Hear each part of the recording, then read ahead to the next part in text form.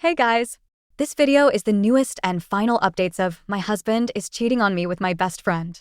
If you haven't watched the first two videos, they will be linked below along with the full story. Don't forget to like this video, subscribe for more as I upload new videos every day, and comment your thoughts down below. Now onto the updates. Update number 9. 1 year later. Almost. 3 months later. Hey guys! Smiley face. Can you believe that in less than 2 weeks it's been a year since I made my first post on Reddit the morning I discovered my ex-husband's affair? I just wanted to say thank you to everyone who has supported me on this journey. Y'all have been such a blessing. Whether it's for advice, kind words, or just a listening ear. I am so lucky to have developed my own little community here on Reddit. Now onto some updates. The Jake update will be at the end of the post if you want to skip to read that first. I know y'all are feral for it, lol. First things first, I meant to update sooner, but if you saw Jake's comment, you know I was locked out of my account. Well, someone changed the password to my Reddit account and then the email to it as well. You'll never guess who it was. If you guessed Tyler, you'd be wrong. It was Jess. Let's rewind about a month ago. I'm cooking dinner for Jake and the kids while Jake is playing in my backyard with the kids. My front door opens and I figured it was one of my in-laws. They don't usually drop by unexpectedly, but Angie and mother-in-law totally forgot the fake name I assigned to her. Both have a key to my house since they help me out so much. It's just easier that way. Imagine my surprise when I'm chopping up carrots to see Jess waltz into my kitchen. I simply pointed the knife at the door and told her to get the hell out of my house before I called the cops and pressed charges for breaking and entering and trespassing. I wasn't concerned with how she got into my house. I keep my doors locked 24/7. Call it paranoia if you will. I just wanted her out and would figure the rest out later. She started screaming bloody murder and was calling me psycho for threatening her with a knife. Jake heard the screams and rushed inside. His immediate response was to restrain Jess because he thought she was hurting me even though there was a solid 10 to 15 feet between us. He dragged her out of the house and told her to leave. She was screaming that she would ruin my life and all she was coming over to do was ask for forgiveness. Well, she called the cops on us and made up this elaborate story about how we lured her to my house to set her up, how I tried to stab her, and Jake was punching her repeatedly. She had zero proof and I have cameras hitting every angle of the outside of my house and in all of the main rooms in the inside of my house. Naturally, I just pulled up the footage and showed the cops and they left, taking her with them. Jake has spent the night at my house every night since then. Since then, she has hacked into every single last one of my social media accounts, including Reddit. She posted some truly awful and hateful things on my Facebook and Instagram. I'm thankful she didn't manage to post anything on Reddit before I got it back. She spammed my job. I'm a nurse at our local hospital, with complaints and some truly awful fabricated stories about me. After a week of suspension to investigate, I was welcomed back after everything I told my boss and my boss's boss, HR, and everyone else above me proved to be true. I filed for a restraining order against her and my children when she tried to pick up my oldest from her school without anyone's knowledge. Thankfully, I already had a talk with the school about this and gave them a strict, only these people can pick up my child. Everyone else you send away, call the cops, or whatever you need to do, when Tyler got violent in front of the kids a while back. And they escorted her off school grounds and kept her very close by for pickup until they saw me. Right now I got an emergency order approved, but we'll have to go to court for a more permanent one within the next month. So I will let you know how that goes. She must have had a key from when we were growing up together or something because Angie and her husband have not spoken to her nor has she had access to them or their home. I got the locks changed immediately. The Tyler update is that there is none. He still hasn't reached out to see his kids and hasn't asked about them. He's been a ghost. We were eating dinner with Jake about a week ago when my oldest quietly said she wished Jake was her dad and that her real dad never played with them and was really mean when I wasn't home or looking. Which really just confirmed my fears. They were too accepting of him being gone, and now I know why. I did learn through the grapevine, mother-in-law and father-in-law, that he is already remarried and has another kid on the way.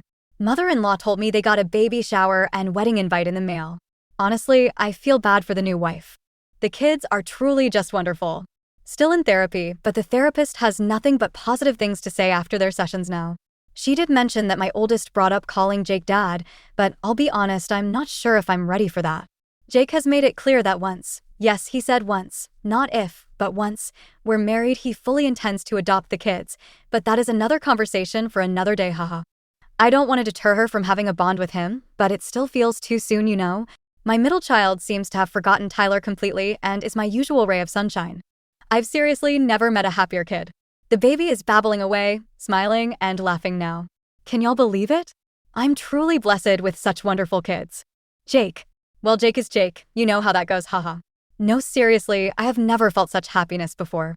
He was genuinely concerned at how many people were commenting asking if we were still together and told me, "You better update right now and tell them we're still together."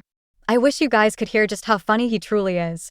I officially allowed him to give me the title of girlfriend, though he says I've been his girlfriend practically this whole time. He has been sleeping over essentially every night. He says it's under the guise of being worried Jess might show back up, but secretly I think it's because he hates being away from the kids.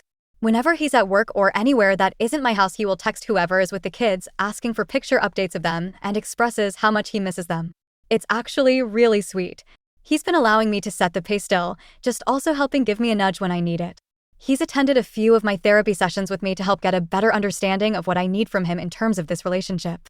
Jake is honestly just everything I could have asked for. I'm lucky to love him. As always, thanks for being here. Until next time, friends. Relevant comments. OOP shares details about Jess on her, Jess' other friends, not just OOP's marriage. OOP, all of her other friends dropped her when they discovered she wrecked not one, not two, not even 3 or 4, but 5 marriages since Tyler and I's divorce. They were kind of like, not my husband or boyfriend. I genuinely don't understand her thought process. I think she somehow managed to knock a few screws loose, or she's just desperate for attention. According to Tyler's best friend, who ultimately took my side once he learned the truth of our divorce, his ex-wife cheated. He told me Jess actually tried befriending the new wife to get close to Tyler. Once Tyler saw who the new wife was talking to, he told her to block Jess, and Jess also showed up at their house begging for Tyler back. Funny that she's good enough to screw our marriage up over, but not good enough to keep around. Man logic, I guess. Are Angie and Bob, Tyler's parents, speaking to their son again? OOP, no. They're actually even more infuriated with them now than they were in the past, which I didn't think was possible. They're livid that he abandoned his kids for a do-over family. Even his dad, who tried to be the bridge between Tyler and the kids, is just absolutely done. Before they wanted him to grow up and try to be a father to the kids. Now they're fully supporting my decision to terminate parental rights. Though they did reach out to his new wife and warned her of everything he did to me, just in case Tyler wasn't truthful about what he did to me. Turns out he was, and she just doesn't care. She thinks she won by having a man who abandoned his other kids for her. It's giving me major pick-me vibes, and honestly, I'm grateful they went the no-contact route because trying to co-parent with that would have been a nightmare and probably traumatizing to the kids. Update number 10. Court update, 1 month later. Hey guys! I'm making this one quick and easy since it's the first break I've had from life and a busy schedule in weeks. I had my restraining order court date. If you're confused, read my last update. And while I didn't get approved for a permanent restraining order, I did obtain a 7-year one. Apparently in my state, it's really hard to get a permanent restraining order unless I have tangible proof it's life or death. Everything I had on Jess wasn't enough for permanent. However, I am still content with this outcome. If she happens to still be a bother during or after the 7-year RO, I can take her back to court / have her arrested. With that being said, I think I am letting the talks / questions about Jess die here. I love relating to every aspect of my life. However, I don't want her to try to use anything I say about her, even if it's under a false name and protected identity, to say that I've been breaking the RO. Jake, the kids, and I decided that since he spends so much time at my house and his place is essentially a storage unit, that he would be moving in. And before anyone has anything to say about it being too fast, please know I have known Jake my entire life. That's not exaggerating. I've literally known him my entire life. I am comfortable and confident in this choice. Tyler is still a ghost and still has made 0 contact attempts. The kids are beautiful, loved, and thriving. Sorry for it being so short and sweet, but life has been kicking my butt between sleep regression, lawyer meetings, court, work, my older two's extracurricular activities. Love you guys. Thanks for being here over a year later. I hope everyone is doing well. Additional information from OOP. OOP, commenting to add, since I forgot, my kids are included in the RO. Just because I have a feeling I might get questions about it. Update 11. If you are triggered by mentions of death and drug use, you should probably skip this update. I will be making an entirely different post for the life updates, so you won't miss anything. Please take care of your mental health first. Hey guys, I have some news. I'm not entirely sure on how to say it, so I'm just going to say it. Jess was found deceased in her apartment from an OD at the end of July. To say it was a shock would be an understatement of the century. Jess was the kind of girl who never touched a drug in her life. Even back in the day when I would partake in smoking weed from time to time, she would pick a fight with me about it. A part of me is devastated. She was my best friend, and we went through so much together. We had so much history. She wrote me a letter. I'm not going to go into every single detail about it, but I will highlight one main part of it. She told me she saw I was trapped in an unhappy, loveless marriage, and she wanted to help me get out of it. She didn't know what to do. So one night, when she started doing drugs, she decided to get rid of Tyler the only way she knew how, was by sleeping with him. From there, things spiraled, and she fell in love with him and became jealous because he would fill her head with pretty white lies and then go home to me. While I don't forgive her for what she did to me, I get it. I do. Jake has been blaming himself of sorts. Yes, he was pissed at her, but he didn't want her dead. None of us did. He's been having a hard time with things, but in true Jake fashion, he's been shoving his grief to the side to be there for everyone else. He stayed with his parents the first month after everything happened to take care of them, and then would come check on me at least twice a day. He still won't really talk about it, so I try to be there for him in every way possible without the use of words. Angie isn't doing well. She lost a child, and even though she cut her off, that's still her daughter, and she still loves her. I've been stopping by their house once a day to check on her and bring her meals to ensure everyone is eating. Jake's dad. Well, he's been handling it much better than I thought. Jess was always closer to him, but he told me, maybe I'm a heartless bastard, but once I saw the woman she was becoming, I stopped thinking of her as my daughter. I already grieved the loss of my daughter a long time ago. So there's that. Just to put it out there, nobody is blaming me. They made the choice to cut Jess out of their life of their own free will, and I made it clear to them when all of this first came out that I wouldn't blame them if they wanted to keep their relationship with their daughter/sister. Angie even made it a point to tell me it's not my fault, and we hugged and cried together. We're not sure if she did it on purpose or if she had letters for everyone as a backup in case she happened to overdose, but the letters weren't out in the open by her body. They were tucked away in a drawer. To end this update, I just want to make it clear that though I had a lot of hate in my heart for Jess, there was also a lot of love there too. She hurt me and betrayed me, but had she not done that, I would still be stuck married to a man I felt indifference towards and would not be as happy as I am. She did it in a ducked-up way, but in a sense she did free me from my shackles. I will always love her, and this loss is one that will stay with me for the rest of my life. Relevant comments. OOP on how Jess's parents and brother, Angie and Bob and Jake, are taking the news of her death.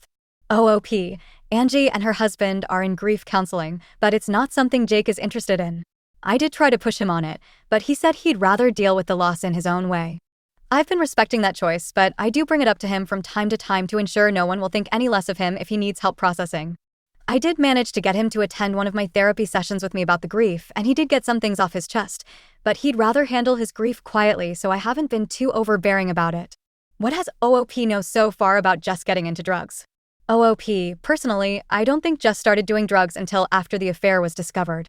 I think that's what triggered her into finding this new escape. I'd like to believe I would have noticed something that big, but I was also so wrapped in grief over losing my only remaining parent that maybe I did miss some signs. I know without a doubt I would have noticed if she was high around me though, so if it was pre-discovery, she didn't do them around me or hang out with me if she was high. OOP on if Tyler has known what happened or not. OOP, if Tyler knows, he didn't say anything to me about it. I also didn't reach out to him and freely offer the information. I really hate to say this, but her obsession with Tyler ran much deeper than I initially realized. I thought it was just a fling, but after going through her apartment and helping Angie and Jake clear it out, I realized that what she felt for him was really walking the line of obsession. There's a part of me that feels like this was her cry to him, to see if he would run back to her and rescue her from herself. OOP's thoughts on if Jess had always wanted what OOP had.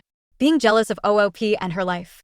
OOP, I think you're pretty close, and this is me making an educational guess because only Jess truly knows, but I like to think I know her well enough to answer this.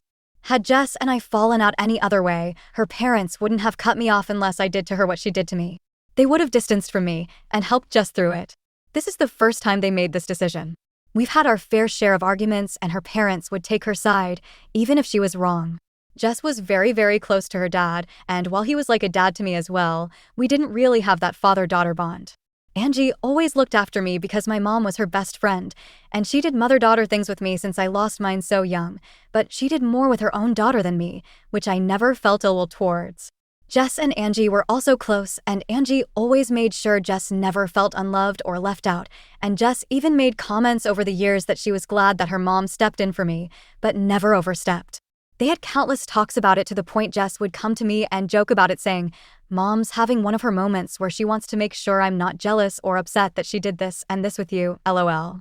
Her and Jake were never close growing up. More so because all of Jess's friends used her to get closer to Jake, though I'm the first friend of Jess's that Jake actually made a move on. He would ignore the friends and Jess would blame him for it. I'm going to try to word this as gently as possible without trying to sound like a complete a-hole. Jess was always boy crazy, the girl who was constantly vying for a man's attention. While I don't think there's anything wrong with that, there's something wrong in how Jess went about it. She saw men as a way to prove her worth.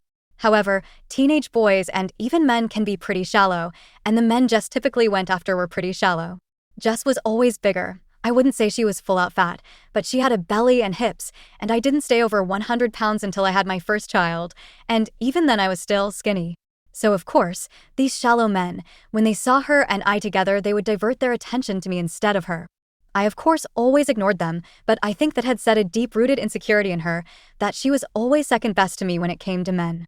I never saw it that way, and I never went after the men she liked.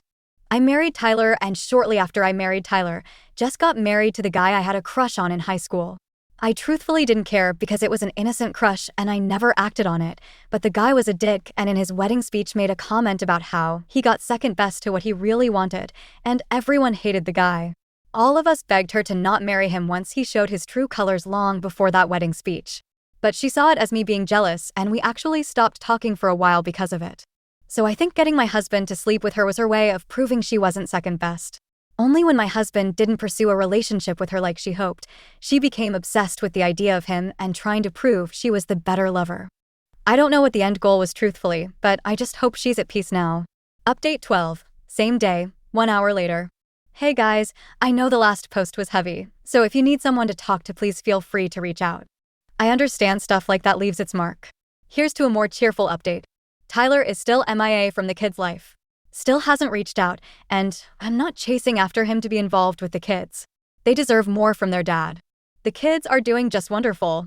They've really taken to Jake. Even the baby calls him Dada, and once he and I had a long talk about it, I've decided that if the kids want to call him Dad, I won't intervene. My oldest made the transition from Jake to Dad. My middle child still calls him Jake, but that's completely fine with me. How they want to pursue that relationship, I will let them. Jake actually started coaching their indoor soccer league, and they love having him there. The house just has this sense of peace now, and all of them are just so happy that it makes my heart so full. I did have a conversation with them about Aunt Jess being in heaven with Papa, and they took it well, probably because they've hardly seen her in the last year. Tyler's parents have still been just as involved and are actually really close to Jake's parents. They've all been so wonderful that sometimes I feel like I'm dreaming. Angie, and I think the fake name I assigned Angie's husband was Bob. Please bear with me if I'm wrong. Bob has retreated a little from the kids' life to deal with their grief, which I completely understand. They do still see the kids at least once a week, and Angie mentioned it helps her, spending time with them. Roughly 2 weeks after Jess passed away, Jake asked me to marry him. I told him I wasn't saying no, but I wanted him to sit with this a little longer and make sure this was something he actually wanted, and he wasn't making a hasty decision in the midst of grief. A month later, after the dust had started to settle and things were slowly falling back into our routines, he asked me again. He had this whole speech about how he's wanted this for as long as he could remember, and even mentioned how when we were kids he said he would marry me when we grew up. It's true he did say that to me when I was like 5 LOL, so I said yes. We are having a long engagement. I don't want to jump right back into a marriage, so we're taking our time and haven't even started wedding planning yet. Maybe come 2025 we'll start the plans. To be totally honest though, we've just been debating on an elopement, something small with just his parents and the kids. Who knows though? We have time to figure it out. Life has been a whirlwind full of ups and downs, but I'm so lucky to have so many wonderful people who love me and my kids. As always, thank you for being here with me throughout this journey. I love you guys. Until next time. Relevant comments. OOP on how Angie and Bob are taking the news of her engagement. OOP. Angie is very thrilled. She's actually been doing some wedding planning, and I've been letting her do her own thing. I think it's helping keep her busy. When we told Angie and Bob, Angie actually started crying. She said that her and my mom used to joke about us growing up and getting married, and they were thrilled about the idea of them becoming actually related by marriage. Bob is happy because he knows Jake is a good man who would, in his words, take care of you and the kids, and if he did anything to hurt me, all I needed to do was call him and he'd put the fear of God in Jake, LOL.